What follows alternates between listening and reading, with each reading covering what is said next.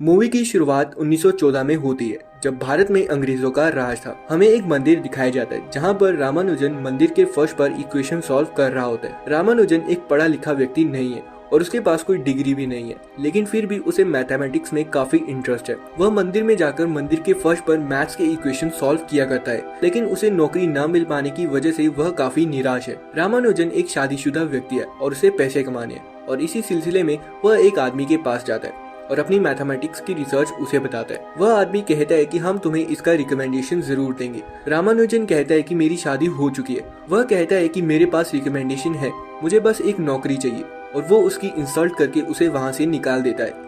रामानुजन का परिवार बहुत गरीब है और उन्हें अपना घर चलाने के लिए पैसों की जरूरत है, और उसके लिए रामानुजन को नौकरी करनी पड़ेगी, लेकिन उसके पास कोई डिग्री नहीं है, इसलिए उसे कहीं पर भी नौकरी नहीं मिल रही। यहाँ तक कि शादीशुदा होने के बावजूद भी घर पर जगह कम होने की वजह से अपने दोस्त के घर पर सोना पड़ता है। अब अगले दिन रामानुजन एक और जगह जाता है और वह अपनी मैथमेटिक रिसर्च एक आदमी को दिखाता है, और इसका नाम होता है नारायणा। वह रामानुजन की रिसर्च देखकर काफी खुश होता है और वह उसे सर फ्रांसिस के पास ले जाता है, जिसके लिए वह काम करता है, और वह उन्हें कहता है कि यह हमारा न्यू क्लर्क है। सर फ्रांसिस रामानुजन की हालत देखकर कहते हैं कि ऐसा लगता है कि ये गलियों में रहता है, इसे यहाँ से जाने के लिए कहो। लेकिन रामानुजन कहता है कि मैं नंबर के साथ बहुत अच्छा हूँ, अभी आप सिर्फ मुझे बाहर से देख रहे हैं, और आपको बहुत जल्द पता चल जाएगा कि मैं एक कांच का टुकड़ा नहीं बल्कि एक हीरा हूँ। रामानुजन ऐसा इसलिए कहता है क्योंकि उसे अपनी कैलकुलेशन, अपनी मैथमेटिक्स पर और अपने आप पर बहुत विश्वास होता है। और इसके बाद रामानुजन को जॉब मिल जाती है, और इसके बाद रामानुजन अपनी पत्नी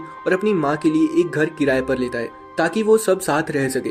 लेकिन इस घर में सिर्फ एक ही बेड होता है, और वो अपनी पत्नी को बोलता है कि मैं जमीन पर सो जाऊंगा और मैं इसका आदी हूँ, तुम बेड पर सो जाना। और उसके बाद रामानुजन काम पर चला जाता है। काम पर जाने के बाद जब रामानुजन काम करता है, कैलकुलेशन करता है, तो वह एबुकस का यूज नहीं करता। एबुकस एक पुराने तरह का कैलकुलेटर होता है। तो जब मिस्टर नारायणा उससे पूछते हैं कि तुम इसका यूज क्यों नहीं करते, तो रामानुजन कहता है कि इससे तेज मैं अपने दिमाग में कैलकुलेशन कर सकता हूँ। यह बात सुनकर मिस्टर नारायणा काफी हैरान होते हैं। फिर वह रामानुजन से कहते हैं कि जब सर फ्रांसिस यहाँ पर आएंगे तब इसका यूज करने का नाटक कर लेना, ताकि उन्हें लगे कि तुम इसका इस्तेमाल कर रहे हो।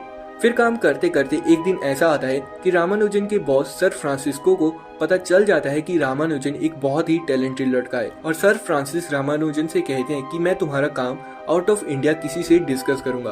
और रामानुजन यह बात अपनी पत्नी और माँ को बताता है और कहता है कि शायद मुझे विदेश जाने का मौका मिले। इस बात से उसकी पत्नी काफी खुश होती है, लेकिन दूसरी तरफ रामानुजन की माँ कहती है कि हम ब्राह्मण हैं और हम समुद्र पार नहीं कर सकते, और इससे रामानुजन को काफी डिसअपॉइंटमेंट होती है। लेकिन रामानुजन के साथ काम करने वाले नारायणा बोलते हैं कि तुम्हें इसे पब्लिश करना चाहिए, और रामानुजन अपने काम की कुछ कॉपीज प्रोफेसर हार्डी को भेजता है, जो कि कैम्ब्रिज यूनिवर्सिटी में एक फेमस मैथमेटिशियन है। और वो रामानुजन का काम देखकर काफी शॉक होते हैं और वो उसके काम में इंटरेस्ट लेते हैं, और प्रोफेसर हार्डी को रामानुजन का काम इतना पसंद आता है कि वह उसे इंग्लैंड बुला लेते हैं। और जब रामानुजन यह बात अपनी पत्नी को बताता है तो उसकी पत्नी कहती है कि हम समुद्र पार नहीं कर सकते। रामानुजन कहता है कि मुझे कोई फर्क नहीं पड़ता। फिर रामानुजन की पत्नी कहती है कि वहाँ जाने के बाद तुम्हें मुझे जल्द से जल्द बुलाना होगा। अब रामानुजन को वहाँ जाने के लिए अपनी चोटी भी कटवानी पड़ती है, जो कि उसकी पत्नी काट देती है। और फिर रामानुजन अपने बाल अपनी माँ को दिखाता है, और तब रामानुजन की माँ काफी दुखी हो जाती है, क्योंकि एक ब्राह्मण के बाल कटना यानी पूरे समाज में उनकी बदनामी होना। लेकिन फिर भी उसकी माँ उसका साथ देती है। और जब रामानुजन इंग्लैंड जा रहा होता है तब उसकी माँ कहती है कि कोई भी अशुद्ध खाना मत खाना। रामानुजन अपनी माँ और पत्नी से अलविदा लेकर कैम्ब्रिज यूनिवर्सिटी में पहुंच जाता है। प्रोफेसर हार्डी रामानुजन को बुलाने के इस फैसले में कोई भी प्रोफेसर उनके साथ नहीं होता। वह सोचते हैं कि रामानुजन ने झूठ बोला है, क्योंकि जो भी उसने भेजा है उसका उसके पास कोई भी प्रूफ नहीं है। फिर रामानुजन प्रोफेसर हार्डी से मिलता है और हार्डी कहते हैं कि हम कल से काम शुरू करेंगे। फिर अगले दिन रामानुजन प्रोफेसर हार्डी के पास जाता है, लेकिन चप्पल पहनकर, क्योंकि उसे शूज पहनने की आदत नहीं होती। प्रोफेसर हार्डी कहते हैं कि जो भी तुम्हारी थ्योरीज हैं उसके लिए तुम्हें लेक्चर अटेंड करने होंगे, ताकि इस काम को दुनिया तक पहुंचाया जा सके और आसान भाषा में यह सबको समझाया जा सके। रामानुजन को यह लोग बहुत लाइट ले रहे होते हैं। रामानुजन उन्हें कहता है कि जो भी मैंने लेटर में भेजा था वह मेरे काम का बस एक सैंपल था, मेरे पास इससे भी बहुत ज्यादा है जो मैं आपको दिखा सकता हूँ। और उसके बाद रामानुजन अपने बैग में से एक नोटबुक निकालता है, जिसमें उसने मैथमेटिक्स के बहुत सारे फॉर्मूले और बहुत सारी थ्योरीज लिखी होती हैं। और जब वह उस नोटबुक में देखते हैं तो वह हैरान हो जाते हैं, और तभी रामानुजन एक और बुक निकालता है और यह सारी की सारी रामानुजन की खुद की डिस्कवरीज होती हैं। अगले दिन रामानुजन एक क्लास में जाता है और वहाँ ब्लैक बोर्ड पर प्रोफेसर एक मैथमेटिकल थ्योरम लिख रहा होता है और प्रोफेसर रामानुजन से पूछते हैं कि क्या तुम इस इक्वेशन को समझते हो, जिस पर रामानुजन कहता है कि हाँ, मैं इस इक्वेशन को समझता हूँ। प्रोफेसर कहता है कि अगर तुम इस इक्वेशन को समझते हो तो इसे सॉल्व करके दिखाओ, और रामानुजन कुछ ही वक्त में उस इक्वेशन को सॉल्व कर देता है। प्रोफेसर रामानुजन से पूछते हैं कि यह तुमने कैसे किया, जबकि मैंने इक्वेशन का प्रूफ पूरा नहीं किया था।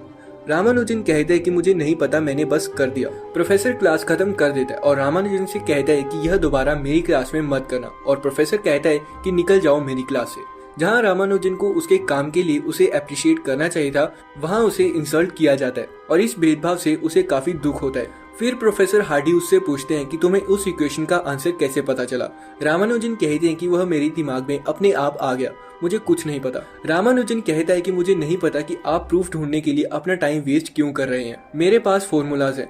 प्रोफेसर हार्डी उसे कहते हैं कि मैं तुम्हारे काम की वैल्यू जानता हूँ, लेकिन उसे समझाने के लिए और समझने के लिए प्रूफ्स की जरूरत है। फिर प्रोफेसर हार्डी उसे लाइब्रेरी में ले जाते हैं, जहाँ वह उसे न्यूटन की किताबें दिखाते हैं और वह उसे कहते हैं कि न्यूटन की किताब हमारा मार्गदर्शन करती है, क्योंकि इस किताब में लिखी गई हर एक चीज का प्रूफ है, जबकि तुम्हारी किताबों में कोई डिटेल नहीं है, कोई प्रूफ नहीं है। जो भी तुमने डिस्कवरी की है, हमें उनकी डिटेल और प्रूफ चाहिए, और अगर तुमने अपनी डिस्कवरीज की डिटेल्स लिख दी तो मुझे यकीन है कि तुम्हारी किताब भी यहाँ पर रखी जाएगी। प्रूफ यानी कि जैसे रामानुजन ने कोई भी थ्योरम को सॉल्व किया तो उसे उसकी स्टेटमेंट देनी पड़ेगी कि उसने सॉल्व कैसे किया और क्यों किया, तभी रामानुजन के काम को दुनिया और प्रोफेसर्स एक्सेप्ट करेंगे।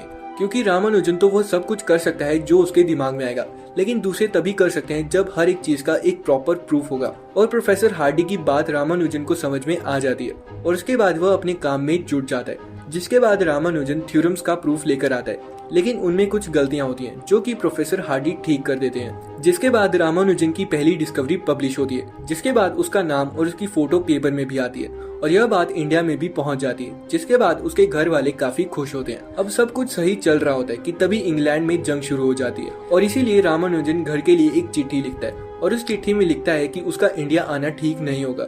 जब यह बात उसकी पत्नी को पता चलती है तब उसकी पत्नी वहां जाने का फैसला लेती है और वहां जाने के लिए वह रामानुजन को एक चिट्ठी लिखती है, लेकिन वह चिट्ठी रामानुजन के पास कभी नहीं पहुंचती, क्योंकि उसकी माँ उस चिट्ठी को छुपा देती है। क्योंकि उसकी माँ को लगता था कि अगर रामानुजन की पत्नी भी वहाँ पर चली गई तो रामानुजन कभी भी अपनी माँ के पास नहीं आएगा, और इंग्लैंड में रामानुजन के एक भारतीय होने की वजह से उसे लोकल पुलिस द्वारा भी मारा जाता है। लेकिन फिर भी रामानुजन अपने काम को प्राथमिकता देते हुए थ्योरम्स के प्रूफ बनाने में लगा रहता है। धीरे धीरे रामानुजन की तबीयत खराब होना शुरू हो जाती है और जब वह डॉक्टर से अपना चेकअप करवाता है तो डॉक्टर उसे बताता है कि तुम्हें ट्यूबरकुलोसिस है, लेकिन रामानुजन यह बात प्रोफेसर हार्डी को नहीं बताता। साथ ही प्रोफेसर हार्डी ने रॉयल सोसाइटी में रामानुजन के मेंबर बनने के लिए अपील की थी, वह भी रिजेक्ट हो जाती है। रामानुजन चारों तरफ से परेशानियों से घिरा हुआ था, उसका उसकी पत्नी से कोई संपर्क नहीं है और उसे एक गंभीर बीमारी है और इसे रॉयल सोसाइटी में मेंबर बनाने से भी खारिज कर दिया गया। रामानुजन काफी फ्रस्ट्रेट हो जाता है, वह स्टेशन पर जाकर ट्रेन के आगे कूद जाता है, लेकिन कंडक्टर उसे देख लेता है और उसे कुचलने से पहले वह ट्रेन रोक लेता है। अब रामानुजन हॉस्पिटल में होता है, जहाँ पर प्रोफेसर हार्डी को पता चल जाता है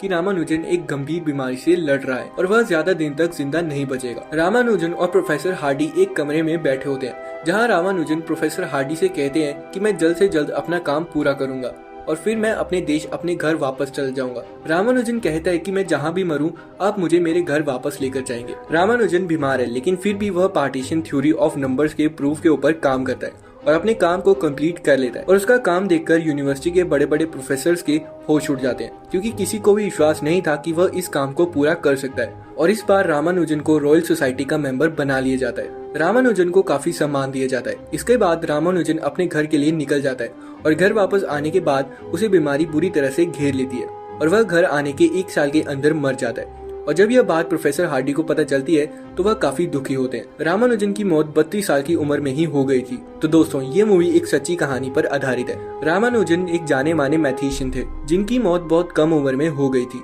लेकिन जाते जाते इन्होंने 2000 से भी ज्यादा थ्योरीज को डिस्कवर किया था। तो दोस्तों, आज की इस वीडियो में बस इतना ही। अगर आपको वीडियो अच्छी लगी तो प्लीज सब्सक्राइब कर लेना और लाइक कर देना। मैं मिलता हूँ आपको नेक्स्ट वीडियो में, तब तक के लिए बाय।